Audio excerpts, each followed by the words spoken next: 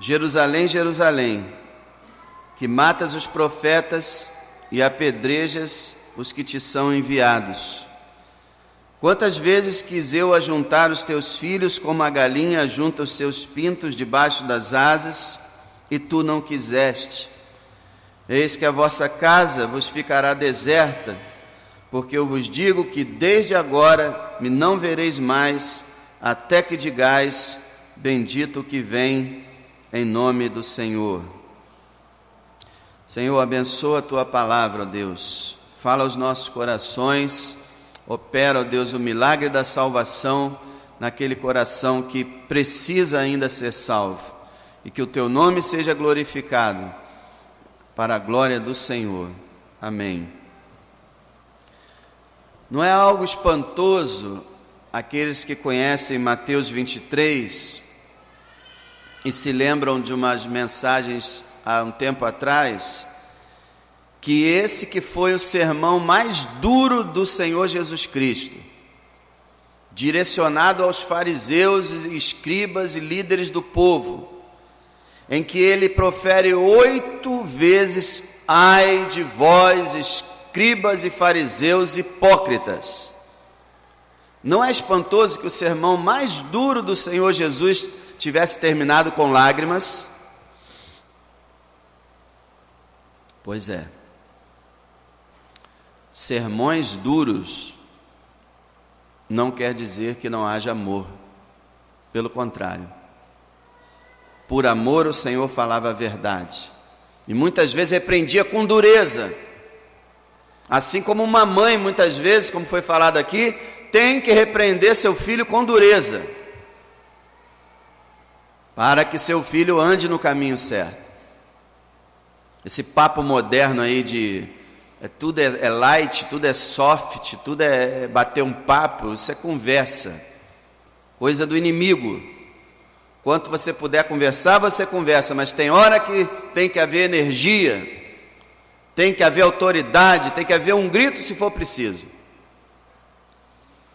E o Senhor fez isso, ele começou um sermão duríssimo contra os fariseus e escribas, mas não porque não os amasse, porque na conclusão do sermão ele estava chorando.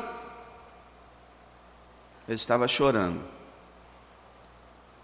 Entenda isso, meu irmão, você, minha irmã, amigo, visitante, você que vem aqui, às vezes ouve palavras, muitas vezes severas, duras, mas é porque o Senhor o ama. E Ele não quer ficar te enganando, Ele quer falar a verdade. Nós vemos, irmãos, nesse texto, em primeiro lugar, você, mais breve que eu puder, em primeiro lugar, o amor de Cristo pelos homens. O amor de Cristo pelos homens. Veja no verso 37. Jerusalém, Jerusalém, que matas os profetas e apedrejas os que te são enviados. Quantas vezes quis eu ajuntar os teus filhos como a galinha junta os seus pintos debaixo das asas, tu não quiseste. Primeiro, a quem Jesus está falando? Jerusalém, a cidade de Jerusalém, a capital de Israel. Como era Jerusalém? Matas os profetas, apedrejas os que te são enviados. Uma cidade rebelde, uma cidade pecadora, uma cidade dura, insensível, violenta. Essa cidade que o Senhor Jesus Cristo ama. Essa a cidade que o Senhor Jesus Cristo chora por ela. Porque o nosso Deus, meus irmãos, Ele ama o pecador, não importando qual a profundidade do seu pecado. Deus não ama bonzinhos, porque não existe bom. Deus ama pecador, Deus ama o ruim, como eu e você. Deus ama o rebelde, o indigno, o indiferente. Jerusalém, essa cidade que o Senhor diz, Quantas vezes eu quis ajuntar os teus filhos, quer dizer, tua população. Quantas vezes eu quis ajuntar esse povo. E aí ele faz uma ilustração que fala sobre o instinto materno, mas não de uma mãe humana. Ele fala sobre uma galinha. E o Senhor, ele é tão interessante, ele sempre privilegia as coisas rejeitadas, as coisas humildes, as coisas insignificantes. Quem que pensa em uma galinha? Só para comer, né? Qual o valor que tem uma galinha como ave? Tadinha, voa pouquíssimo.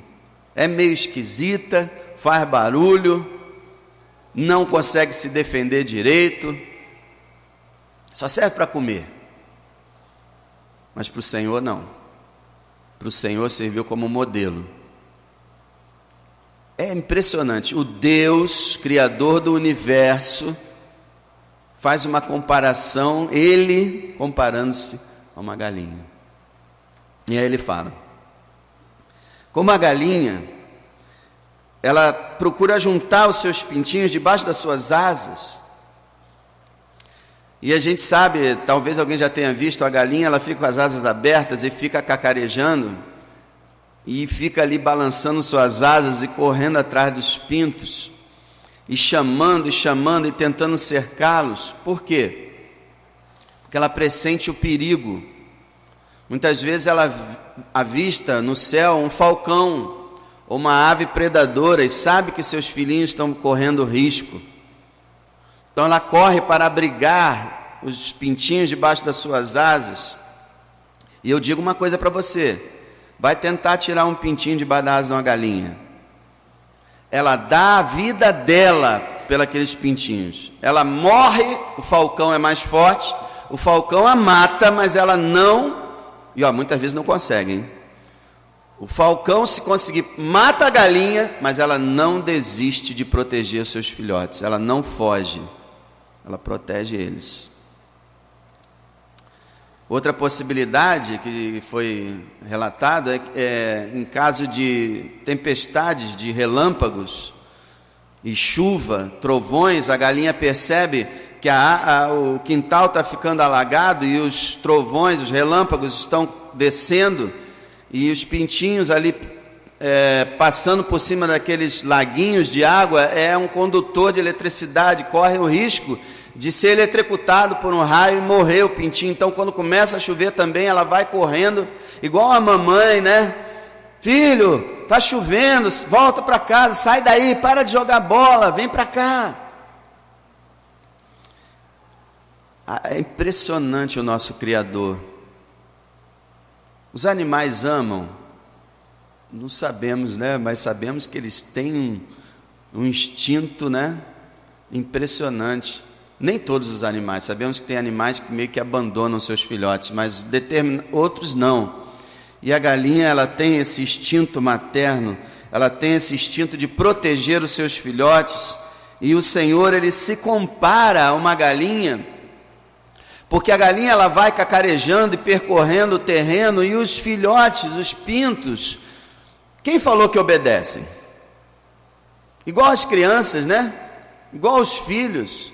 Aliás, não só filho criança, mas filho grande, você vai falar com ele, e quem falou que ele te obedece? Quem falou que ele ouve o teu conselho? Ele se acha muito esperto, muito inteligente, quer fazer tudo por sua conta. E então a galinha, ela fica lá procurando de todo jeito salvar os seus pintinhos.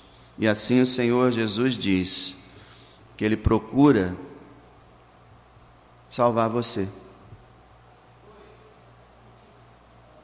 Como a galinha quer abrigar os pintos debaixo de suas asas. A Bíblia retrata simbolicamente Deus também como tendo asas. Aquele que habita no esconderijo do Altíssimo, à sombra do Onipotente descansará.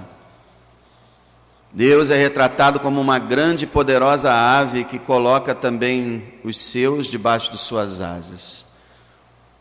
As asas dão ideia de alcance, grandes asas. Deus tem grandes asas. simbolicamente falando. Deus alcança todos os cantos remotos da terra, levando a sua palavra de salvação. E Ele tem, o Senhor Jesus Cristo tem esse interesse, esse amor, essa insistência, essa busca, porque Ele fala assim: quantas vezes, quantos domingos você já veio aqui?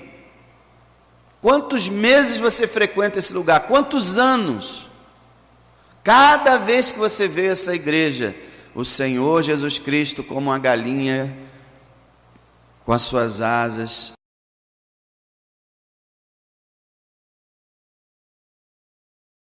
o Senhor Jesus pelos homens. Meus irmãos, o Senhor Jesus, ele mostra o seu amor de diversas formas. Primeiro, através do seu trabalho. A Bíblia fala que ele percorria todas as cidades e as aldeias da Palestina, ensinando o Evangelho do Reino, pregando, curando os enfermos, porque quando ele parava e via, ele tinha compaixão das multidões que eram como ovelhas desgarradas que não tinham pastor. E ele chegava para os seus discípulos e dizia: olha, a seara é realmente grande, poucos são os ceifeiros, roguem ao Senhor da seara que envie ceifeiros para a sua seara. Jesus trabalhava dia e noite. Jesus, ele trabalhava o dia inteiro e muitas vezes ele orava a noite inteira. Ele já pela manhã, antes do amanhecer, ele já estava em oração e passava o dia inteiro trabalhando, até tarde da noite trabalhando.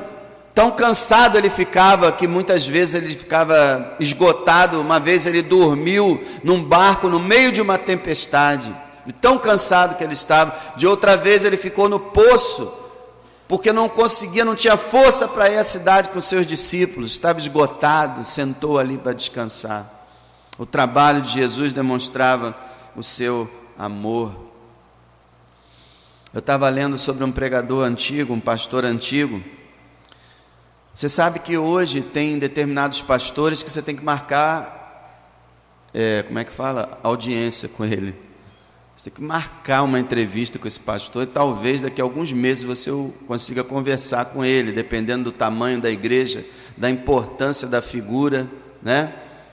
Eu estava lendo sobre um pastor que foi dito sobre ele que a qualquer hora do dia ou da madrugada, se estivesse nevando, ou estivesse chovendo, ou qualquer situação que tivesse, se batesse na porta dele, sua janela abria no exato momento e se dissesse: tem alguém tal e tal lugar precisando de uma oração, precisando de uma ajuda, ele saía na hora para ajudar essa pessoa.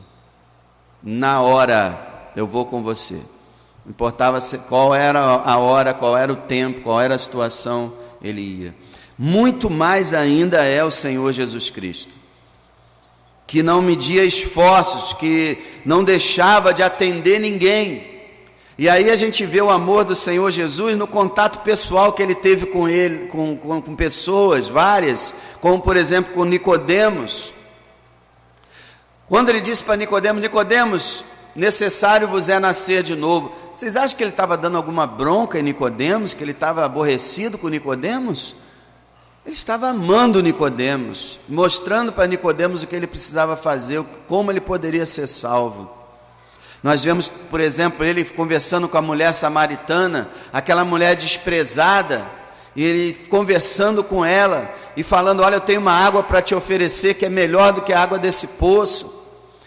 E falando: olha, você pode adorar agora em espírito e em verdade, não precisa ser aqui nem ali.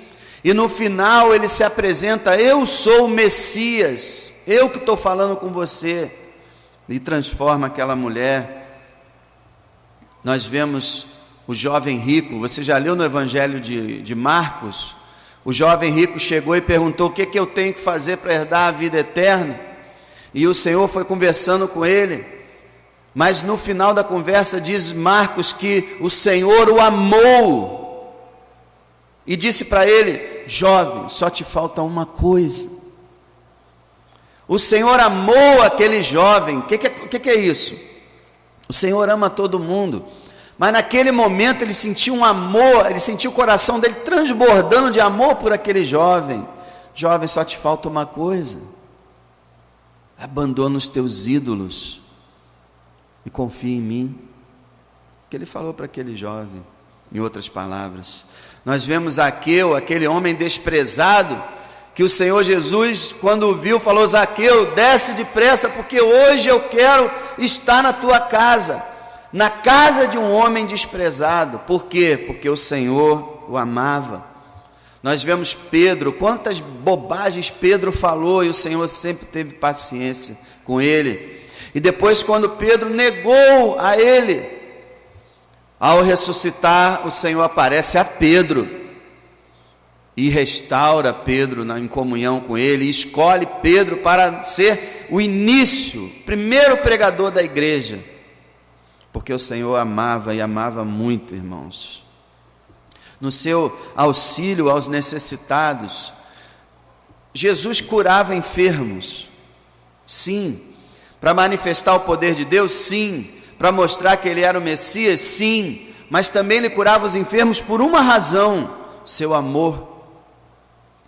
Várias vezes, quando ele curou enfermos, a palavra diz assim: mas Jesus, movido de íntima compaixão, curou. Íntima compaixão, irmão, quer dizer que no interior do Senhor Jesus Cristo, nos seus órgãos, dentro dele, na sua alma, ele era movido, ele era comovido, ele era emocionado ao ver a tristeza e o desamparo dos doentes, e ele os curava. Não foi assim com Lázaro, seu amigo, quando ele chegou no túmulo e o viu morto? Ele sabia que iria ressuscitar Lázaro, mas ele chora. Por que ele chora? Porque ele se comoveu vendo as irmãs de Lázaro chorar. Porque ele se comoveu vendo o seu amigo no túmulo morto. Porque ele se comoveu vendo a consequência do pecado na humanidade, a morte. E Jesus chorou. No seu auxílio aos enfermos, ele sempre estava se compadecendo. As 2 vezes que ele multiplicou os pães para as multidões, todas as 2 vezes a razão foi compaixão. Ele disse: tenho compaixão da multidão que está aqui comigo já há algum tempo, está com fome, não tem para onde ir, não tem padaria aqui, não tem lugar, não tem o que comer. E foi por isso que ele fez isso. E na primeira multiplicação diz que ele, movido de íntima compaixão, começou a ensinar o povo e curar os enfermos, porque ele muito amava os homens e ainda ama. O amor do Senhor, nos convites dele. Você já meditou nos convites do Senhor Jesus Cristo? Venham a mim todos que estão cansados e oprimidos, e eu os aliviarei. Tomem sobre vocês o meu jugo e aprendam de mim, que sou manso e humilde de coração. Encontrarão descanso para suas almas, porque o meu fardo é suave, meu jugo é leve. Você acha que ele só falou esse convite em Mateus 11, 28? Eu acho que ele fez esse convite diversas vezes. Eu creio que sempre quando ele via uma multidão aflita, ele dizia: venham a mim, eu os aliviarei. Quando ele disse: eu sou o pão da vida, aquele que vem a mim nunca terá fome, quem crê em mim nunca terá sede. Ele estava falando isso para a multidão e também para os seus inimigos, dizendo: olha, eu sou o alimento da sua alma, eu quero alimentar você, eu quero sustentar você. Quando ele disse lá na festa dos tabernáculos: se alguém tem sede, venha a mim e beba. Também os seus inimigos estavam lá. E ele tinha um ardente interesse em saciar a sede daqueles que ouviam a sua palavra. Se você está com sede, meu querido, vá a Jesus e beba. Ele está aqui para saciar a tua sede. Quando ele disse assim: eu sou a luz do mundo, quem me segue não andará em trevas. Ele estava também ali conversando com seus inimigos, e ele queria iluminar as trevas daqueles homens. João 8, 12, se você ler o Evangelho de João capítulo 8, você vai ver quantos inimigos eles tinham e quanto eram contra ele, quanto o odiavam. Quando ele disse em João 10:9, eu sou a porta, se alguém entrar por mim será salvo. Também seus inimigos estavam lá. E ele disse, eu sou o bom pastor dá a vida pelas suas ovelhas. E ele fez esse convite também, cheio de amor. Agora, abre em João capítulo 12, João 12, verso 35 e 36. O último convite que Jesus fez ao povo em geral, antes dele ser preso, crucificado, ressuscitado e retornar à glória, a última aparição dele aos seus inimigos e ao povo em geral, João 12, 35, olha o que Jesus diz. Imagina que hoje fosse a última chance que você tivesse, a última oportunidade de ouvir Jesus falar com você. Olha o que ele diz, disse-lhe pois Jesus, a luz ainda está convosco por um pouco de tempo. Ele é a luz ainda está com você por um pouco de tempo. Quanto tempo? Para pensar nisso agora. Quanto tempo? Você que ainda não tem a luz de Cristo, quanto tempo você ainda tem? Você sabe? Ninguém sabe. Por isso é tão importante. A luz ainda está convosco por um pouco de tempo. Andai enquanto tendes luz, para que as trevas vos não apanhem, pois quem anda nas trevas não sabe para onde vai. O que ele está falando, meu amado? Com muito amor ele está falando para você, ande enquanto você tem luz, quer dizer, aproveita o fato de que eu posso salvar você, porque as trevas vão apanhar você, e quem está nas trevas não sabe para onde vai. Na verdade, as trevas já têm apanhado você, mas há chance de escapar delas.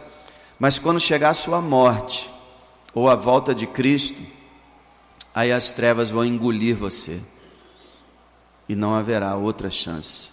É isso que ele está falando. Olha o versículo 35, aliás 36, enquanto tendes luz, crede na luz, a luz é Ele, para que sejais filhos da luz.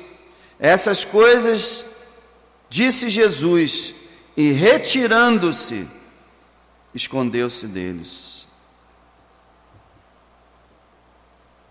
Foi a última vez que Jesus falou com o povo.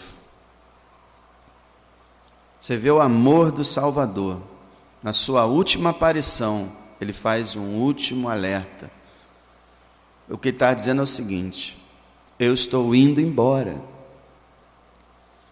Aproveita enquanto eu estou aqui.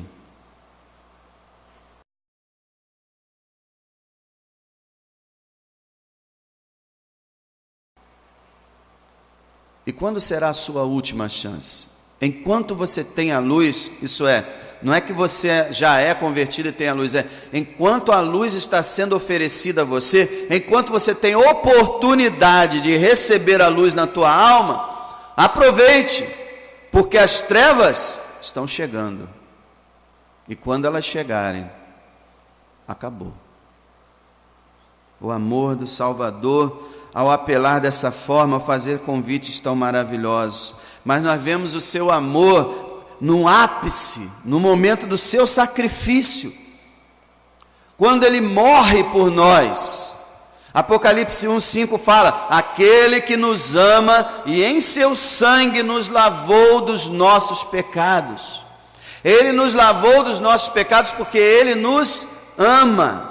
2 Coríntios 8:9 fala que Jesus, sendo rico, por amor de nós, ele se fez pobre, para que pela pobreza dele, nós enriquecêssemos.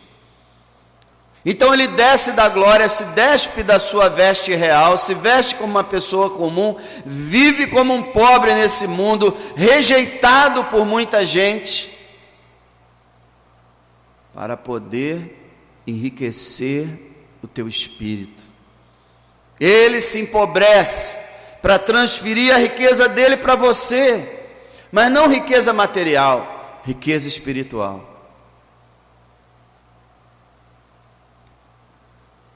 Gálatas 2:20, o apóstolo Paulo fala: Cristo me amou e se entregou por mim.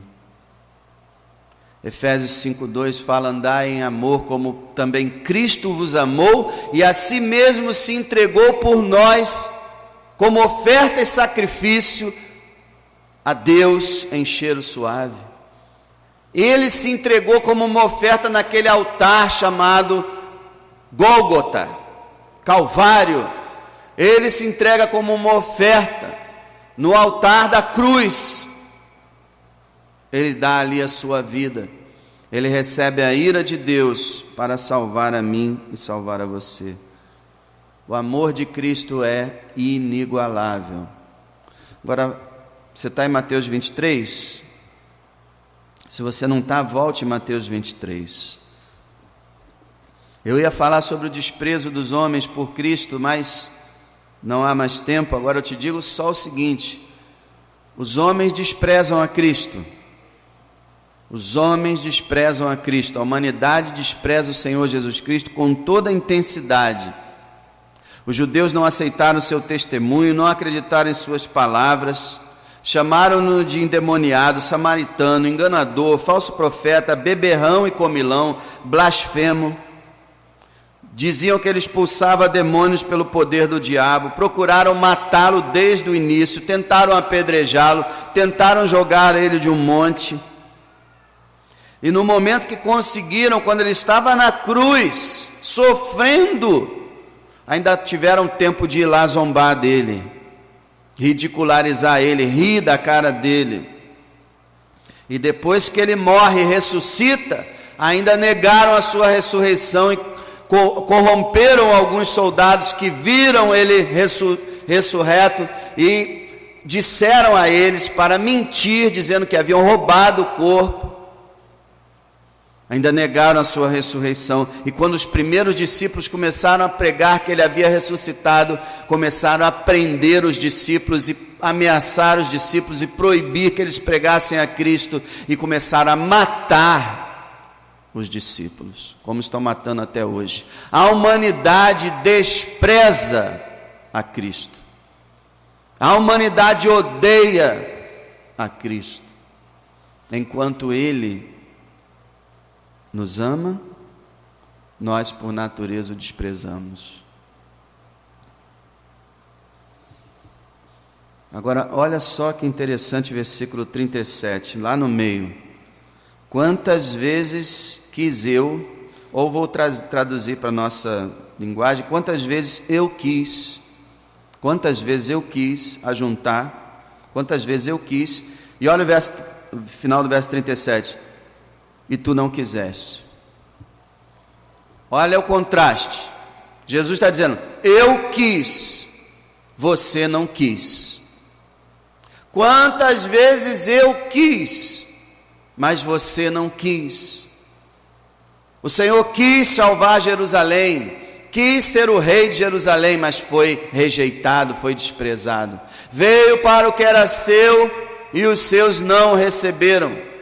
E o Senhor Jesus diz hoje, nessa noite: quantas vezes eu quis trazer você para mim, mas você não quis.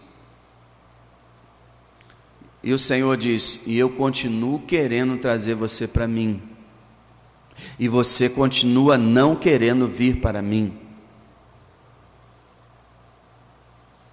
O que impede uma pessoa de ser salva por Cristo? Sua vontade. Vocês não quiseram.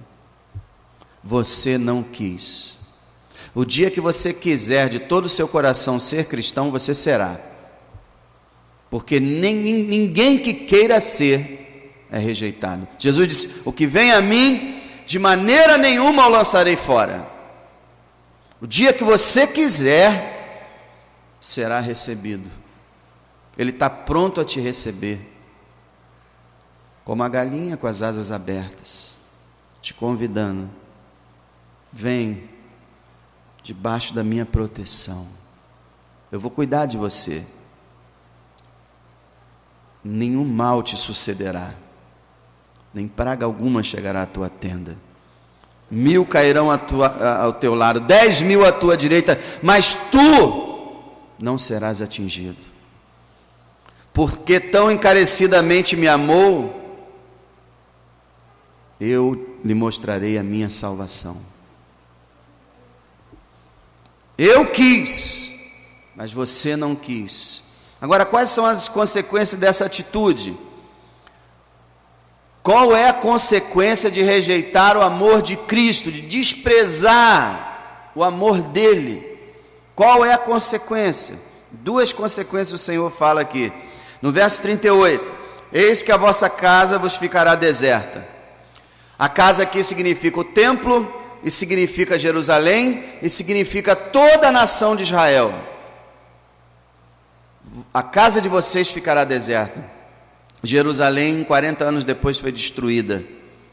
E os judeus, vocês sabem, foram expulsos da Palestina e só voltaram mais de 1900 anos depois. E até hoje tem guerra diária lá.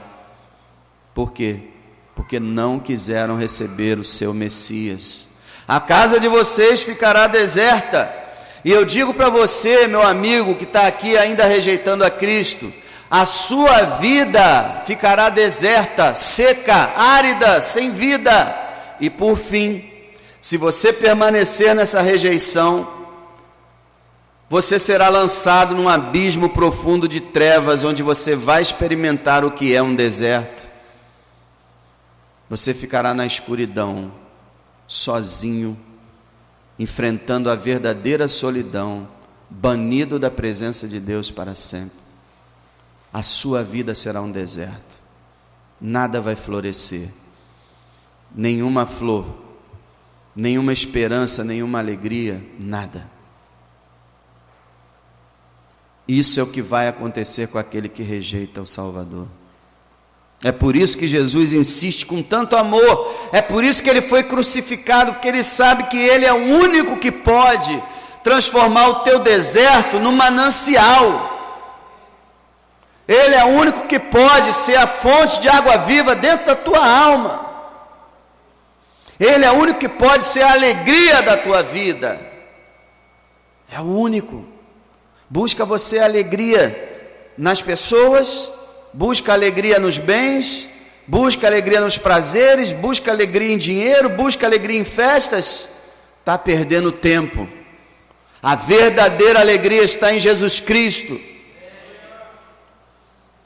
Se você rejeitar, sobrará um deserto. Sabe o que é deserto? Calor, sequidão, morte. Quem pode sobreviver num deserto? A segunda consequência, verso 39. Porque eu vos digo que desde agora não me vereis mais, até que digais, bendito o que vem em nome do Senhor. Meu amigo, Jesus diz, você não me verá mais. Eu creio que um dos grandes sofrimentos da alma perdida é o seguinte: quando a alma morre, ela comparece diante de Deus num pré-julgamento, num juízo primário, e depois é banida.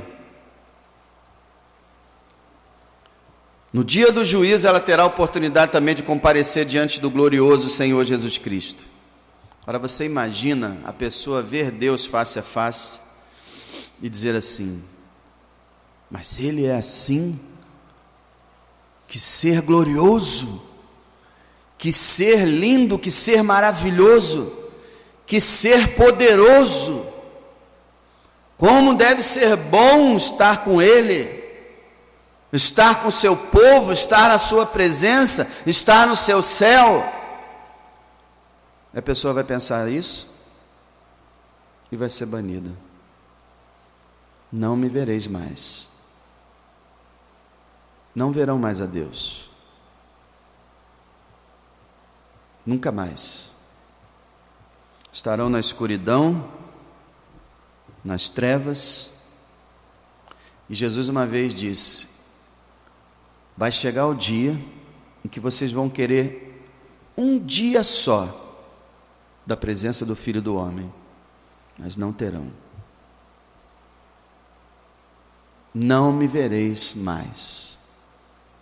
Meu amado, você que está aqui, hoje você tem a oportunidade de ver Jesus pela fé, de Jesus se manifestar a você, e se você confiar nele, você o verá face a face, e você terá o privilégio de ser recebido por ele com muito amor, de ser talvez até abraçado por ele, beijado por ele, quem sabe?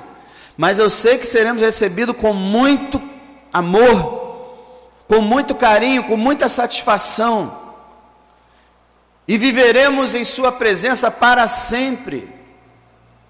Mas se você não aproveitar a oportunidade, não se converter, não querer realmente estar com Cristo, não me vereis mais. O que você verá? Se você puder ver,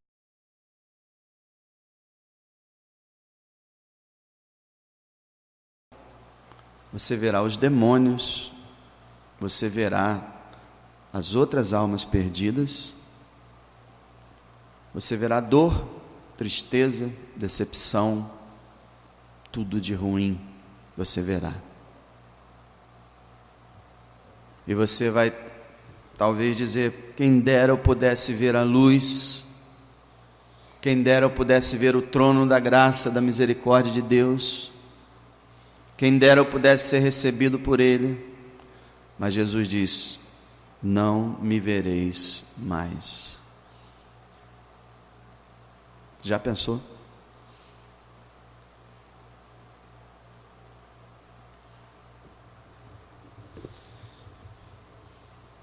Como é que está a tua situação? O Senhor disse: eu muitas vezes quis ajuntar vocês, mas vocês não quiseram. Como é que está a tua situação? Você tem recebido o Senhor ou tem rejeitado o Senhor? Medita nisso, e que hoje seja um dia de mudança, hoje seja um dia de salvação.